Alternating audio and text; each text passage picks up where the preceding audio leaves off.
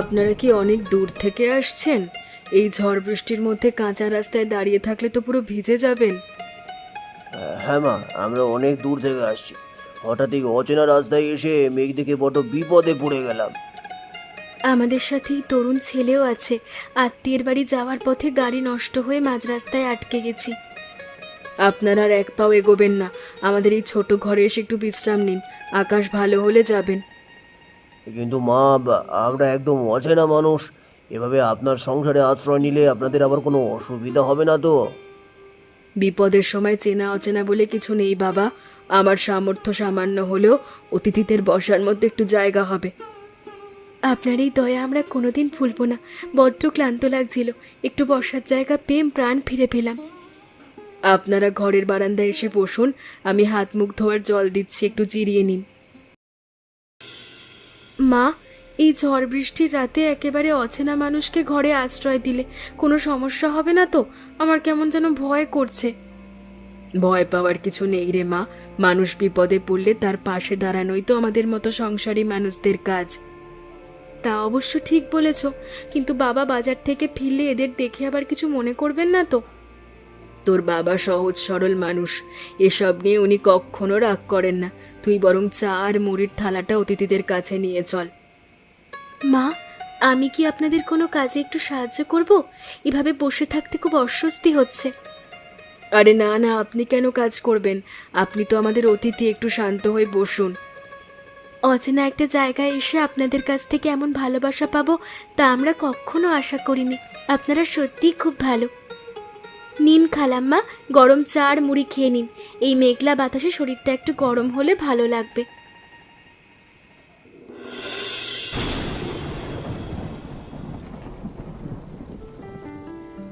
রবিন ভাই, আপনাদের আসল বাড়ি কোথায়? এই দুর্যোগের মধ্যে আপনাদের যাত্রা এভাবে মাঝপথে আটকে গেল কেন?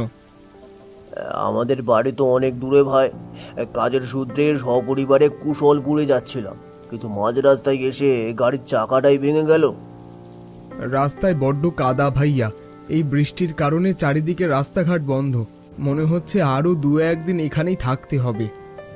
ওসব নিয়ে একদম ভাববেন না। আমাদের এই ঘরটা ছোট হতে পারে, কিন্তু আমাদের মনটা মোটেও ছোট নয়।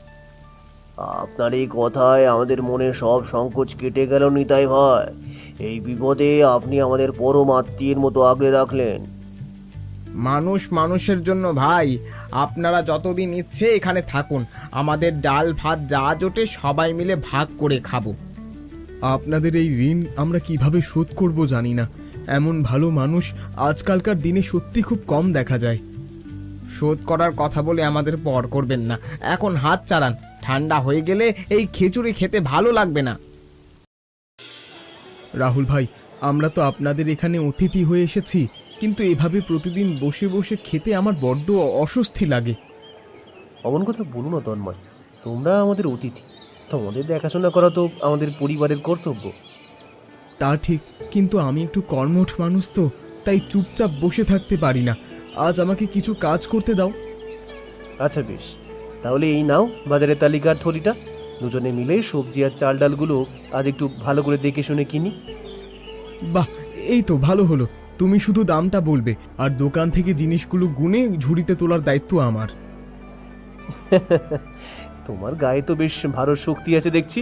এই বড় চালের বস্তাটা তো তবে তুমি আজ বাড়ি পর্যন্ত বয়ে নিয়ে চলো। 1 বস্তা কেন? তুমি বললে আমি 2 বস্তা চাল একাই নিয়ে যেতে পারবো। পরিশ্রমের কাজে আমি কখনো ভয় পাই না। তোমার মতো এমন দায়িত্বশীল বন্ধু পেয়ে আমারও খুব ভালো লাগছে তন্ময়। চলো ওই কোণের দোকানে থেকে তাজা সবজিগুলো আগে কিনি। বাসন্তীদি, তোমরা আমাকে তো কোনো কাজই করতে দিতে চাও না। অতিথি হয়ে এমন হাত গুটিয়ে বসে থাকলে নিজের কাছেই খারাপ লাগে। তুমি আবার ওসব কথা কেন মুখে আনছো শিলা? তোমরা তো এখন আর অতিথি নও। এই কয়েকদিনে তোমরা আমাদের ঘরের মানুষ হয়ে গেছো। হ্যাঁ খালাম্মা, তুমি আসার পর থেকে আমাদের এই নিঝুম বাড়িটা সারাক্ষণ গল্প আর হাসি খুশিতে একদম মুখর হয়ে থাকে। তোমরা মা মেয়ে মিলে যেভাবে আমাকে আপন করে নিলে, আমার মনেই হচ্ছে না যে আমি অন্য কারোর বাড়িতে আছি। এই তো জীবন বোন, মানুষের সাথে মানুষের এই যে মনের মিল, এর চেয়ে বড় সুখ আর কিছু হতে পারে না। মা, পটলগুলো কি এভাবে লম্বা করেই কাটবো নাকি আলুগুলোর মতো একটু গোল গোল করে কেটে রাখবো? আলুগুলোর মতো গোল করেই কাট, তাহলে উনুনের আগুনে তাড়াতাড়ি সেদ্ধ হবে, খেতেও ভালো লাগবে। দাও মা, কাঁচামরিচগুলো আমি বোটা ছাড়িয়ে পরিষ্কার করে দিই। তিনজন একসাথে হাত লাগালে কাজটা নিমেষেই শেষ হয়ে যাবে। রবিন ভাই, আমাদের এই গ্রামীণ জীবনটা বড়ই অনিশ্চিত। আমার এই দিন মজুরের কাজটা খুব একটা স্থায়ী নয়, প্রতিদিন কাজ জোটেও না। আমি বুঝতে পারছি নিতাই ভাই। আহ, আমার নিজের জীবনটাও একসময় অনেক কষ্টের মধ্যে দিয়ে গেছে। কত রাত যে না খেয়ে কেটেছে। বাবা তো প্রতিদিন ভোরে কাজের খোঁজে বাজারে যায়, কিন্তু কাজ না পেলে মলির মুখে যখন ফিরে আসে তখন বড্ড কষ্ট হয়। মন ছোট করো না বাবা, সময় সব সময় একরকম থাকে না। তবে সৎ মানুষ পাশে থাকলে যে কোনো কঠিন পথই অনেক সহজ হয়ে যায়। হ্যাঁ ভাই, আপনার মতো একজন উদার মনের মানুষ পাশে বসে সাহস দিচ্ছে, এটাই এই মুহূর্তে আমার সবচেয়ে বড় পাওনা। আমরা যদি নিজেরা ছোট কোনো ব্যবসা শুরু করতে পারতাম, তবে হয়তো বাবার এই খাটুনি আর অনিশ্চয়তা কিছুটা কমতো। বুদ্ধিটা কিন্তু খুব ভালো রাহুল। ব্যবসা ছোট হোক বা বড়, নিজের একটা স্থায়ী কাজের ব্যবস্থা থাকা সংসারের জন্য বড্ড জরুরি। দেখা যাক কপালে কি আছে। তবে আপনার এই মূল্যবান কথাগুলো আমার মনের ভেতর নতুন করে এক উদ্দীপনা তৈরি করলো। রাহুল, আজ বাজারে গিয়ে অনেকক্ষণ দাঁড়িয়ে রইলাম, কিন্তু কোনো ঠিকাদারই আমাকে কাজে নিল না। মিলের কাজটাও পুরোপুরি বন্ধ হয়ে গেছে। বাবা, তুমি এভাবে ভেঙে পড়ো না। আজ কাজ মেনে তো কি হয়েছে, কাল নিশ্চয়ই অন্য কোনো জায়গায় একটা ব্যবস্থা হয়ে যাবে। প্রতিদিন এই এক দুশ্চিন্তা আমি আর নিতে পারছি না রে। কাজ না থাকলে এই বড় সংসারের চাল ডাল কেনার টাকা কোত্থেকে আসবে? আমি তো এখন বড় হয়েছি বাবা, আমিও তো কাল থেকে কাজের খোঁজে বের হব। তুমি একাই শুধু শুধু এত কষ্ট করবে না। তুই তো পড়াশোনা করছিস বাবা, তোকে এখন এই কষ্টের মধ্যে আমি কিছুতেই জড়াতে দিতে পারি না। সংসার চালানোর দায়িত্ব আমার। কিন্তু পরিস্থিতি তো আগের মতো নেই বাবা। আমাদের দুজনকে মিলেই এখন এই কঠিন অবস্থার মুখোমুখি হতে হবে, এটাই বাস্তব। দেখা যাক কি হয়। আপাতত চল বাড়ির দিকে যাই। তোর মা আবার এত বেলা পর্যন্ত আমাদের না দেখে চিন্তা করবে। হ্যাঁ বাবা, চলো। রবিন কাকারাও ঘরে অপেক্ষা করছেন, তাদের সামনে অন্তত তুমি নিজের মুখটা এমন মলিন করে রেখো না।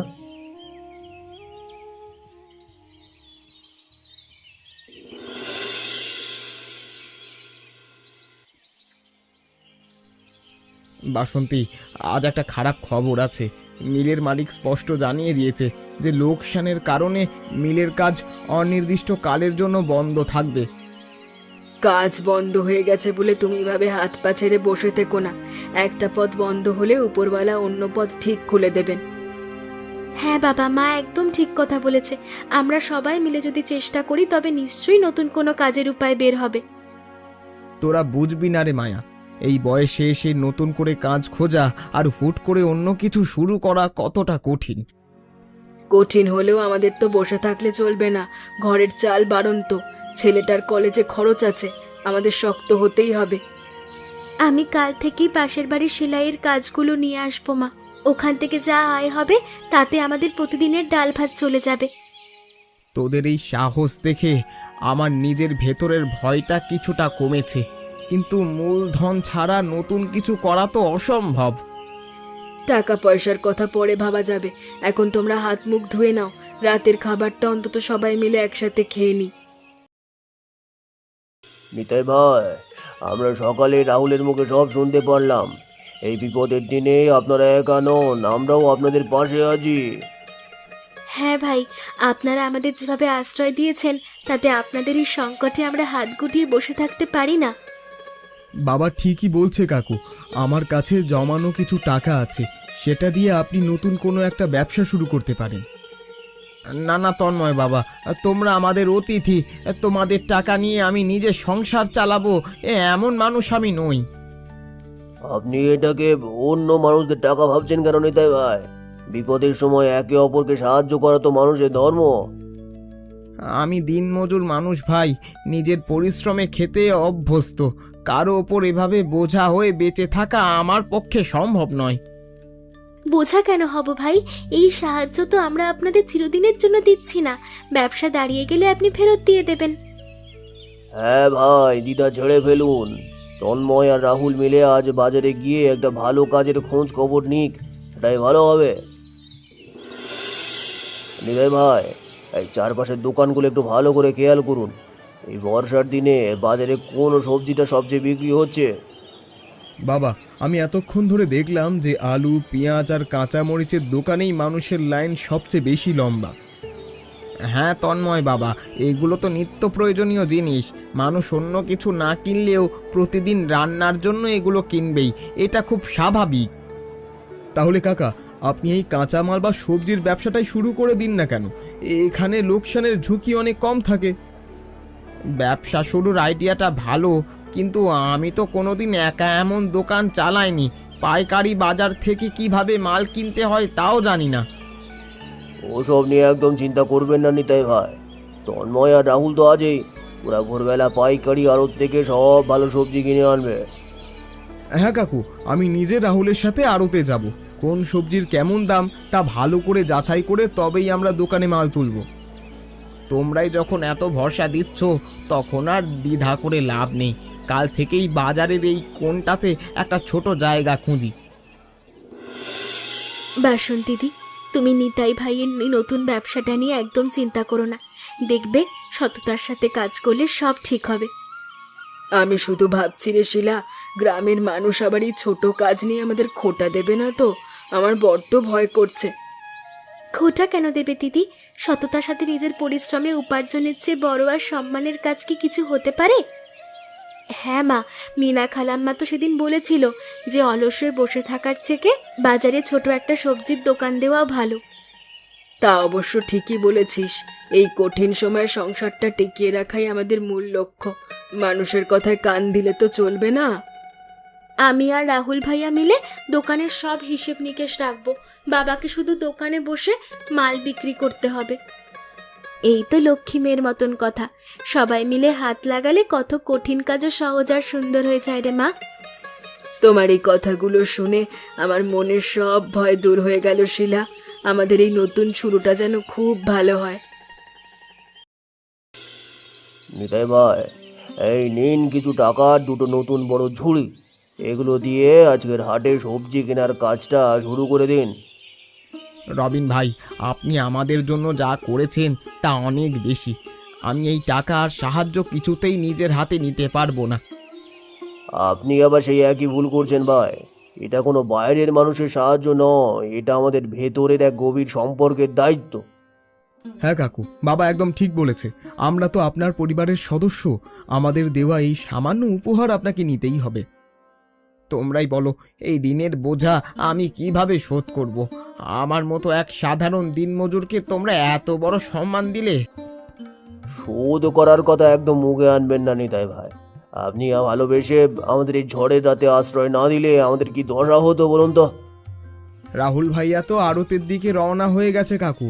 আমরা আর দেরি না করে এই ঝুড়িগুলো নিয়ে দ্রুত বাজারের দিকে যাই, চলেন। আচ্ছা চলো, ঈশ্বরের নাম নিয়ে আজ তবে নতুন একটা পথেই পা বাড়ানো যাক। তোমরা সাথে থাকলে আমার আর কোনো ভয় নেই।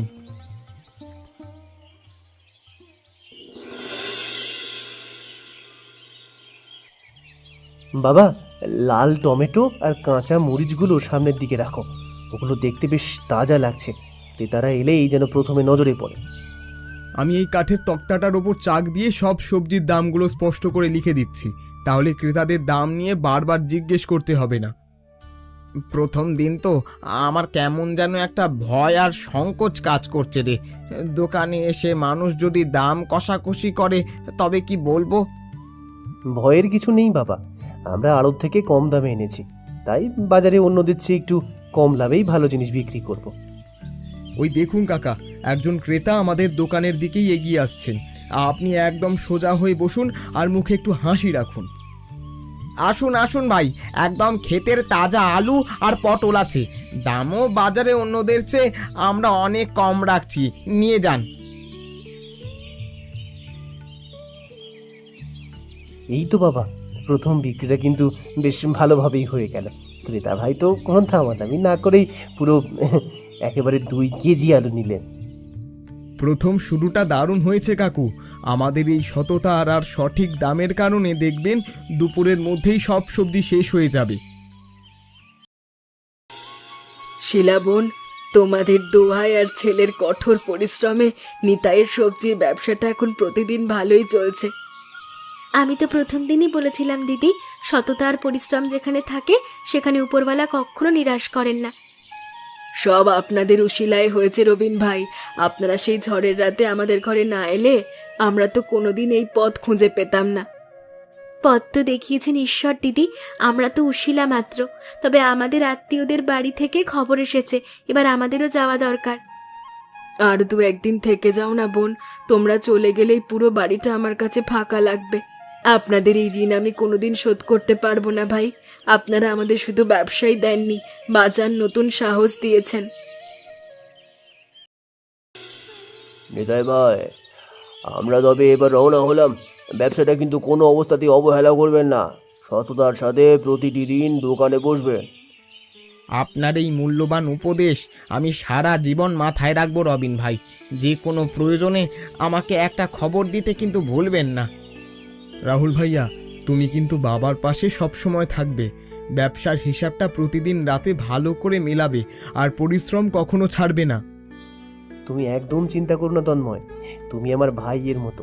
তোমার দেওয়াই প্রতিটি পরামর্শ আমি অক্ষরে অক্ষরে পালন করব। রবিন ভাই, এই নিন সামান্য কিছু পথ খরচ আর রাধার হাতে তৈরি কিছু শুকনো পিঠে। এগুলো না নিলে আমার বড্ড কষ্ট হবে। পিঠেগুলো আমরা সানন্দে নিলাম ভাই, কিন্তু টাকাটা আপনি দোকানে আরো নতুন সবজি তোলার কাজে ব্যবহার করুন। কাকা, আমাদের জন্য দোয়া করবেন। রাহুল ভাইয়া, ভালো থেকো। সুযোগ পেলে আমাদের কলসপুরের বাড়িতে কিন্তু অবশ্যই তোমরা সবাই বেড়াতে এসো। হ্যাঁ তন্ময়, আমরা সুযোগ পেলেই যাব। তোমরা সাবধানে যেও। হ্যাঁ, রাস্তাঘাটের অবস্থা এখন আগের চেয়ে অনেক ভালো আছে।